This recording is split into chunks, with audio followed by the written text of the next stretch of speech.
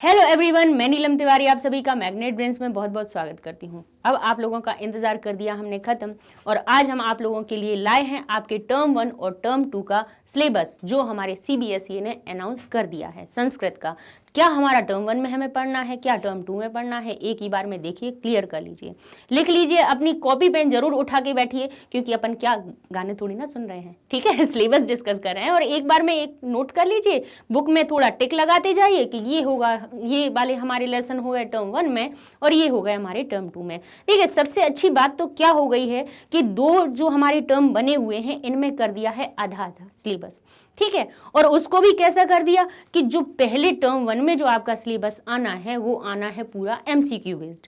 जितने भी टॉपिक रहेंगे, जो भी टॉपिक हैं, चाहे वो आपकी व्याकरण के हों, चाहे आपके पाठ से संबंधित हों, कितने भी टॉपिक हों, आपके उनसे सिर्फ आपको एमसीक्यूज पूछे जाएंगे, ठीक है।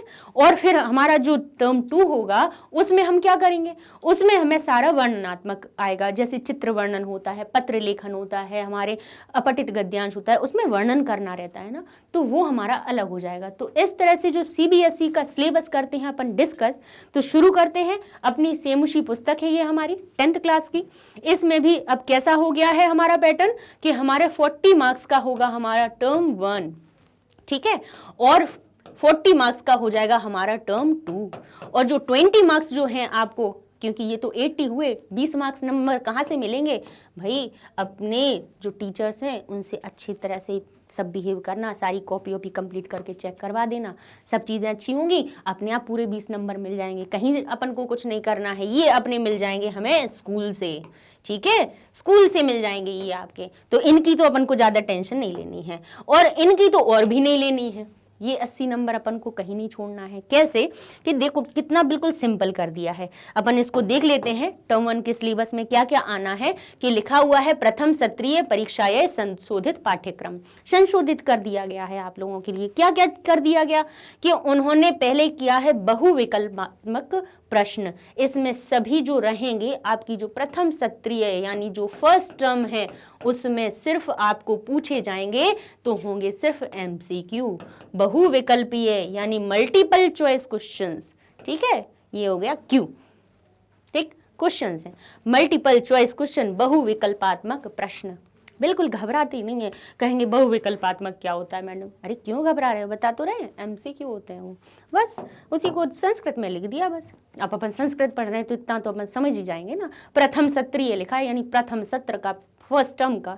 बस देखते हैं, पहला टॉपिक है संधि कार्यम। संधि से जुड़े हुए आएंगे, कैसे, व्यंजन संधि। व्यंजन संधि में भी वो कौन से वाले पूछेंगे, कौन सी टॉपिक होगा, पहला एक जशत्व संधि वाला जिसमें प्रथम वर्गीय वर्ग के प्रथम वर्ण से तृतीय वर्ण परिवर्तन, प्रथम वर्ण का तृतीय वर्ण में परिवर्तन कैसे होता है, जो कि हमने आपको जशत्व संधि में समझाया है।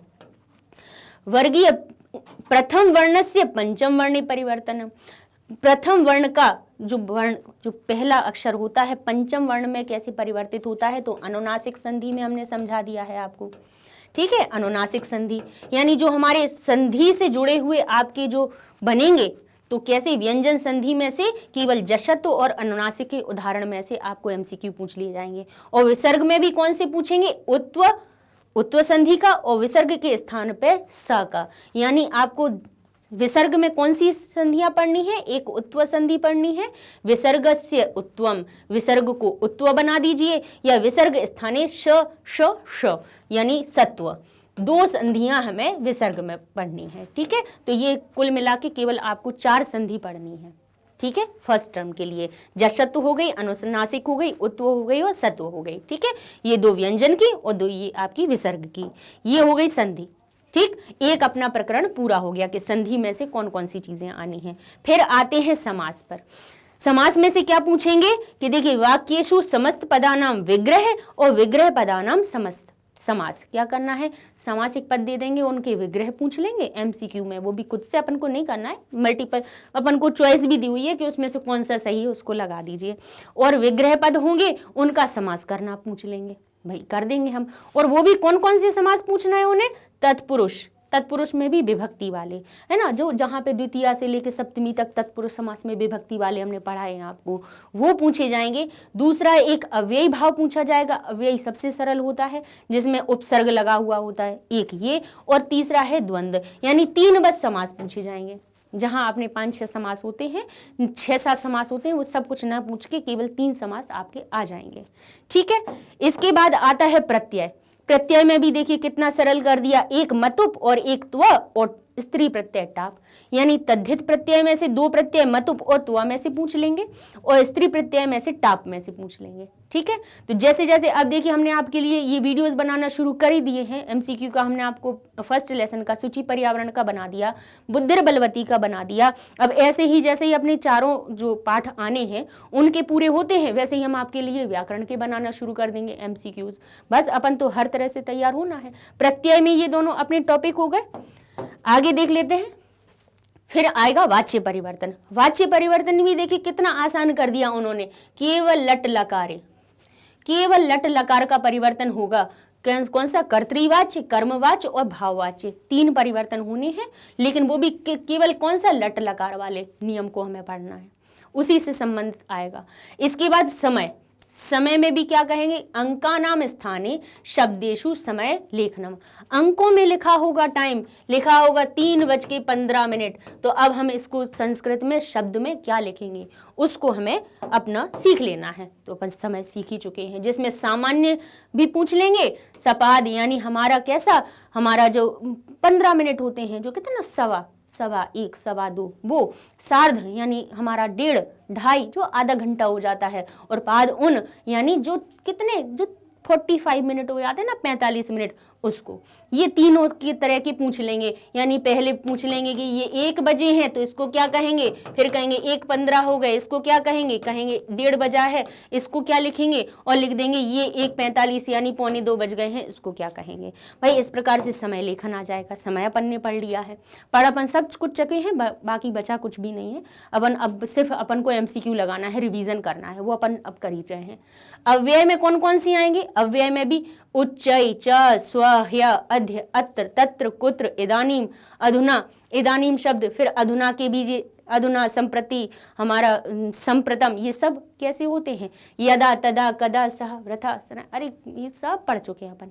बहुत सारे अव्यय पढ़े हुए हैं और इतने में से वो पूछ लेंगे। अव्यय तो अपन ऐसी चुटकियों में सॉल्व कर देंगे, कौन सी बड़ी बात है इसमें। अशुद्धि संशोधन आ जाएगा, और अशुद्धि संशोधन हमने सिखाई है, जिसमें वचन, लिंग, पुरुष, लकार को देख करके संशोधित करना होगा, है ना। कहीं पे क्या होगा, क्रिया दे देंगे एक वचन की और कर्ता लिख देंगे बहुवचन वाला, और उस पर अंडरलाइन कर देंगे कि बताइए ये वाला कर्ता जो लिखा है इसके साथ में कौन सा कर्ता सही होना चाहिए। फिर हम क्रिया देख लेंगे, भाई ये क्रिया कौन सी है, बहुवचन की है तो कर्ता भी एक वचन का उठा लो। बस इस प्रकार से हमें अशुद्धि संशोधन कर लेंगे, कोई बड़ी बात नहीं है। फिर ये तो आ गया हमारा कौन सा, व्याकरण वाला। इसके बाद आते हैं पठित बोधन में। पठित बोधन में यानी जो हमने पढ़ा हुआ है, जो हम पाठ पढ़ चुके हैं, पाठ पढ़ चुके हों, उनमें से कैसे प्रश्न बन जाएंगे? कहेंगे वाक्येषु, वाक्यों में रेखांकित पदानि आधृत पंच प्रश्नानाम निर्माण। प्रश्न निर्माण वाले जो विकल्प हमने अभी आपको करवाए हैं, देखा होगा हमने आपको जो पहला पाठ पढ़ाया है, सूची पर्यावरण के एमसीक्यू बताए हैं, बुद्धिर बलवती में आपको एमसीक्यू बताए हैं, उनमें हमने ये प्रश्न निर्माण वाले आपको बताए हैं। एमसीक्यू ऐसे ही बना के पूछ लिए जाएंगे। फिर क्या पूछेंगे? प्रसंगानुकूलम समुचित शब्दार्थ चयनम। एक और भी करवाए हुए हैं कि प्रसंग के अनुकूल, जो जैसे हमने रेखांकित पद करवाए हैं कि यहाँ पे शीघ्रम लिखा हुआ है तो गद्यांश में उसका कौन सा पद आया है, शब्दार्थ कौन सा आया है, सत्वरम आया है या कौन सा लिखा है। इस प्रकार के हमने आपको ये भी करवा चुके हैं। ठीक है, ये साथ साथ में तो जैसे जैसे पाठ पढ़ाते जा रहे हैं, एमसीक्यू बनाते जा रहे हैं, वैसे बताते जा रहे हैं। अच्छा, और पठित बोधन में किस प्रकार के एमसीक्यू हैं? जो चीज अपन कर रहे हैं वही, वाक्य में से कर्ता क्रिया पूछ लेंगे। ठीक है, भाषिक कार्य जो आएगा आपका टॉपिक 10th टॉपिक, 10वां टॉपिक है जो पठित बोधन में से, उसमें क्या पूछेंगे कि वाक्य में कर्ता क्रिया का पद चयन करो। जैसा कर्ता क्रिया हम आपको करवाते चले आ रहे हैं एमसीक्यू में, विशेषण विशेष्य हम आपको समझाते आ रहे हैं, पर्याय विलोम पद चयनम, ये सब टॉपिक अपन लेकर एमसीक्यू में पढ़ ही रहे हैं। तो ये तो भाई अपना अभी पूरा हुआ जा रहा, 2 लेसन हो चुके हैं, 2 और करवा देंगे, एमसीक्यू पठित बोधन वाला क्लियर। फिर इसके बाद अपना व्याकरण बचेगा, तो बस व्याकरण की तरफ चल देंगे, उसके एमसीक्यूज फटाफट खत्म होगा। भाई डिटेल अपन सब पढ़ चुके हैं, डिटेल अपन ने एक एक चीज की पढ़ ली है, ये तो बिल्कुल इतनी इतनी सी चीज दे दी, हाथी हाथी बराबर तो अपन पढ़ चुके हैं, पूछ पूछ जितना आना है, कितना बहुत आसान है, आराम से कर सकते हैं। अच्छा अब टिक लगा लीजिए कि कौन से 5 पाठ आने हैं हमारे, अरे 4 ही आने हैं, 5 भी नहीं आने हैं, कितने आने, 5, 4 केवल, शुचि पर्यावरण, बुद्धिर्बलवती, शिशु लालनम और जननी तुल्यवत्सला। लो ये 4 पाठ आने हैं। लो अभी इसीलिए इतना बच्चे घबरा रहे थे, बिल्कुल नहीं घबराना है, मैंने कहा था बिल्कुल शांत रहना, अपन सब पढ़ चुके हैं, डिटेल पढ़ ली ना, तो अब वो तो चाहे जिस रूप में पढ़ ले अपन को कोई दिक्कत नहीं आनी है, आराम से कर लेंगे। अच्छा टर्म 2 का भी और देख लेते हैं। अभी लिखा ना वार्षिक परीक्षा, यही यानी वार्षिक परीक्षा के लिए, यानी ये हमारा हो गया सेकेंड टर्म। और सेकेंड टर्म में क्या होगा, वर्णनात्मक प्रश्न आएंगे, वर्णन वाले प्रश्न आएंगे। जैसे कि कौन सा आएगा, पहले अपठित में आ जाएगा। अपठित में वो लोग क्या करेंगे, एक गद्यांश दे देंगे। अपन ने अपठित गद्यांश के हमने आपको प्रारूप पढ़ाया है, उसमें वो क्या करते हैं, एक पूरा अनुच्छेद रहता है, ठीक है, और उससे जुड़े हुए क्या पूछ लेते हैं वो, एक पद वाले पूर्ण वाक्य वाले कैसे पूछ लेंगे, प्रश्न उत्तर पूछ लेंगे। शीर्षक लेखन पूछ लेंगे कि शीर्षक लेखन बताओ। फिर उसमें से अनुच्छेद में से वही जो अपना गद्यांश दिया है, अपठित गद्यांश दिया है, उसी में से भाषिक कार्य पूछ लेंगे। कैसा पूछ लेंगे कि उसमें से, जैसे हम अभी गद्यांश में आपको करना सिखा रहे हैं ना, कि कर्ता क्रिया का कैसे चयन करते हैं, उसमें से उनका अन्वय कैसे करते हैं, विशेषण विशेष का चयन कैसे किया जाता है, या पर्याय और विलोम पद कैसे निकाले जाते हैं। तो ये जैसे अपन गद्यांश पढ़ते जा रहे हैं, उनको करते जा रहे हैं, तो अपठित गद्यांश की भी कर लेंगे, सरल है ना। फिर और क्या आएगा, रचनात्मक कार्य आएगा। ये अपने सब टर्म 2 के चल रहे हैं, ठीक है, सेकेंड टर्म की बात कर रहे हैं अपन। तो इसमें क्या आ जाएगा, अपना पत्र लेखन आ जाएगा। इसके बाद कैसा भी आ सकता है, देखो संकेत आधारित आ सकता है, औपचारिक और अनौपचारिक। भाई संकेत दिए रहते, मंजूषा दी हुई रहती है, उसके हिसाब से अपन को भर देना होता है, बाकी ज़्यादा कुछ भी नहीं है। चित्र वर्णन आ जाएगा, या उसी के अथवा में अनुच्छेद लेखन आ जाएगा, जिसमें से आपको या तो चित्र वर्णन करना है या अनुच्छेद लेखन, लेकिन हमें अपनी दोनों की तैयारी करना है। हो सकता है चित्र ऐसा आया जिसमें हमें ज़्यादा नहीं कर पा रहे हैं वर्णन, तो हम अनुच्छेद कर सकते हैं, अनुच्छेद नहीं आ रहा है तो हम चित्र वर्णन कर सके, इसलिए अपन तैयार होकर सबके लिए चलेंगे।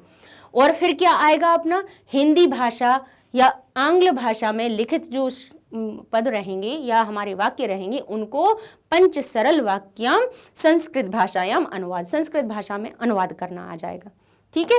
5 वाक्यों का ट्रांसलेशन, ये क्या होगा हमारा, ट्रांसलेशन, अनुवाद हो जाएगा, ठीक है। अब आगे कहते हैं गद्यांश। अब इसके बाद जो बचता है, ये तो अपना ग्रामर वाला हो गया, अपठित गद्यांश, पत्र, चित्र और हमारे अनुवाद, सब निपट गए।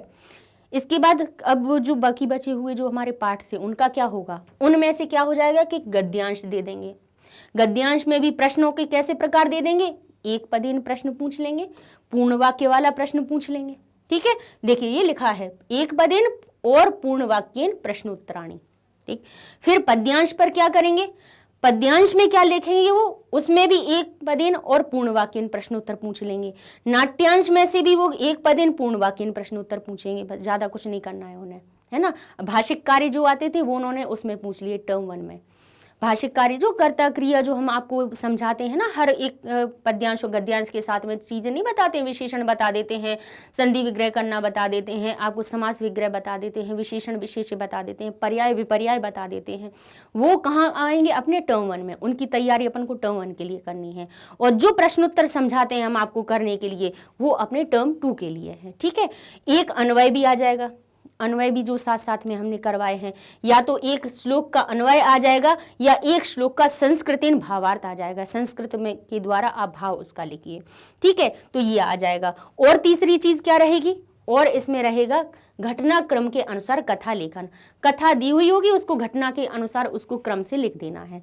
तो ये हमारा हो जाएगा आपका सेकेंड टर्म का, ठीक है। उसमें 9 टॉपिक अपने ये हो गए। अच्छा पाठ कौन कौन से आएंगे, 4 तो उसमें हो गए। इसके बाद षष्ठ, सप्तम, अष्टम और 9, ये 4 पाठ उसमें आ जाएंगे। बाकी के जो अपना 10, 11, 12 ये 3 छोड़ दिए और तीसरा वाला भी छोड़ दिया। इस प्रकार से ये आपके 8 उसमें हमारे क्या आ जाने हैं, पाठ आ जाने हैं। कौन कौन से आपके 6, 7, 8, 9, षष्ठ, सप्तम, अष्टम, नवम, ये आपका हो गया टर्म 1 और टर्म 2 का सिलेबस। समझ गए आप?